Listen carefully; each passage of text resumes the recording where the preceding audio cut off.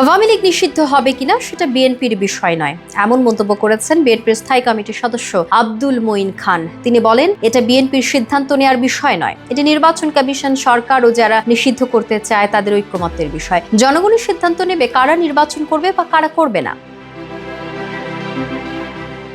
আওয়ামী লীগের উদ্দেশ্যে প্রশ্ন রেখে ডক্টর মঈন খান বলেন, তাদের জিজ্ঞাসা করতে হবে তারা কি আদৌ নির্বাচনে আসবে। গত 15 বছরে জনগণকে জিম্মি করার জন্য আওয়ামী লীগের একজনও কি কোনো ক্ষমা চেয়েছে? তারা কিন্তু তা চায়নি।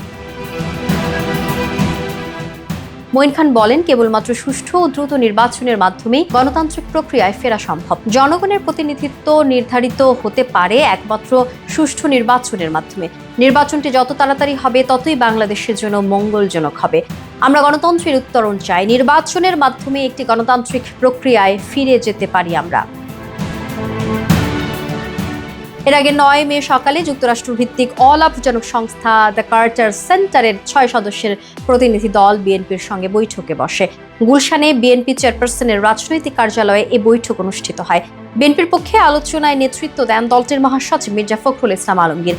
অপরদিকে দ্য কার্টার সেন্টারের প্রতিনিধি দলের নেতৃত্ব দেন ডেমোক্রেসি প্রোগ্রামের senior associate director Jonathan stone street. বৈঠক প্রসঙ্গে মঈন খান জানান, বৈঠকে মূলত দুটি বিষয়ে আলোচনা হয়: বাংলাদেশের সামগ্রিক রাজনৈতিক প্রেক্ষাপট এবং আসন্ন জাতীয় নির্বাচনে ইলেকশন মনিটরিংয়ে কার্টার সেন্টারের সম্ভাব্য ভূমিকা। নির্বাচন কখন ও কিভাবে অনুষ্ঠিত হবে এবং তাদের মনিটরিং প্রক্রিয়া এতে কিভাবে যুক্ত হতে পারে তা জানতে চায় প্রতিনিধি দলটি।